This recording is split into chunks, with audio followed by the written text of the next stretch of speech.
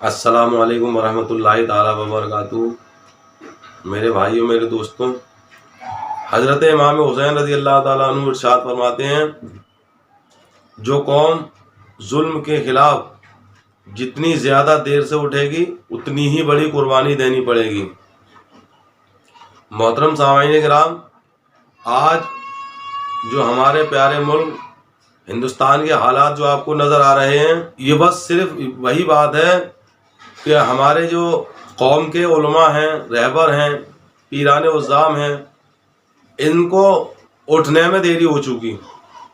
अगर इन लोगों ने पहले ही अपनी जो इस्लामियात की बातें हैं, अपना मुस्लिम पर्सनल्ला है या अपनी शरीयत है और शरीयत में जो कोई मुदाखलत करता है, अगर उसके पहले ही जवाब पर इन्होंने बोलना शुरू कर दिया होता तो आज हमें ये दिन नहीं देखना पड़ता।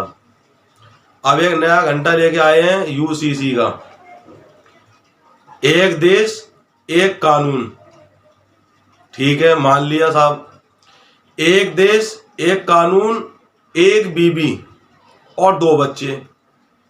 जब एक देश है, एक ही कानून होगा, सबको समानता मिलेगी, समानता जैसा काम होगा, तो एक बीवी सबको करनी पड़ेगी। तो जितने भी रंडुए हैं ना, जो शादियां करते ही नहीं हैं, इधर उधर से काम चला लेते हैं, उन्हें भी शादी करनी पड़ेगी। इसी तरीके से जितने भी भड़ुए हैं, जो एक अकेला होकर, घर पे उसकी एक बीवी है, ऑफिस में उसकी अलग एक सेटिंग है, दिल्ली काम करने का वहां पे अलग सेटिंग है, बॉम्बे का वहां अलग है, जिस शहर में जाता है, जिस जगह जाता है, एक नई उसकी महबूबा मिलती है, तो उन लोगों को भी एक ही रखनी पड़ेगी। इसी तरीके से जो खस्सी हो चुके हैं, जिनके अंडकोश निकल चुके हैं, अंडकोश रहे नहीं हैं, उनको भी 2 बच्चे पैदा करने पड़ेंगे। क्योंकि कानून में यही है ना, एक देश एक कानून, एक बीबी और 2 बच्चे।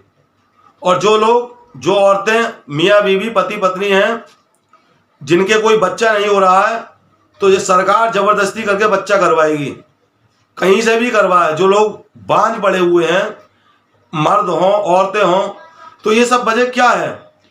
पूरी हमारी शरीयत का मजाक बना के रख दिया। इसी तरीके से हमारे प्यारे मुल्क हिंदुस्तान का मजाक बना के रख दिया है। पूरी दुनिया में इसका मजाक बनता है कि देखो हिंदुस्तान में कैसे कैसे नई नई वारदातें होती रहती हैं। ये वजह क्या है? वजह सिर्फ यही है कि जिसको ABCD नहीं आती है उसे शिक्षा मंत्री बना दिया जाता है, जिसको काम धंधा नहीं आता है उसे बजट मंत्री बना दिया जाता है। बहुत से ऐसे एग्जाम्पल हैं, बहुत सी ऐसी बातें हैं कि काम तो कुछ आता नहीं है उन्हें, लेकिन मंत्री हर उसमें वो मौजूद है कि जिसने उस मंत्री पद का पा भी नहीं पड़ा होगा और उसे उसका मंत्री बना दिया जाता है। इसी तरीके से शरीयत की शीन से भी वाकिफ नहीं है, खड़े होके मूतने वाले, हक के न सोचने वाले, एक गिलास पानी में हगने के बाद उनका काम हो जाता है, तो वो हमारी शरीयत में दखल देंगे। क्यों? इसलिए कि हमारे जो मुसलमान कौम के पीरान उज़्ज़ाम हैं और उलमाए किराम हैं, इसी तरीके से जो चाटुकारिता करने वाले नेता हैं, जो दूसरी पार्टियों के, दूसरे लोगों के तलवे चाटते हैं, उन्होंने खामोश रहना सीख लिया। अगर ये इसी तरह से खामोश रहे तो अल्लामा इकबाल का जो शेर है वो याद आता है कि ना समझोगे तो मिट जाओगे ए हिंदी मुसलमानों, तुम्हारी दास्तां तक ना रहेगी दास्तानों में। इमाम हुसैन का भी कौल इस बात पर सादिक होता है। आपने फरमाया कि जो जुल्म के खिलाफ जितनी ज्यादा देर से खड़ा होगा उतनी ही बड़ी कुर्बानी देनी होगी।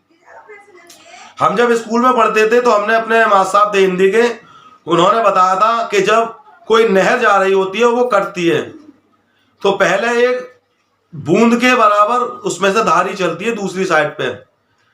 अगर उस कटी हुई नहर के को, उस कटान को अगर एक झाड़ू की सीख से रोका जाए तो वो रुक सकता है, और अगर उसमें हमने देरी कर दी तो वो एक आदमी लेट जाए तब भी रुक सकता है, और अगर हमने और ज्यादा देरी कर दी तो उसमें एक हाथी को लिटा दो तो भी रुक सकता है, और अगर हमने और ही ज्यादा देर कर दी तो फिर नहीं रुकता, वो तो एक सैलाब बन जाता है, एक बाढ़ का रूप ले लेता है, एक अजाब का रूप ले लेता है।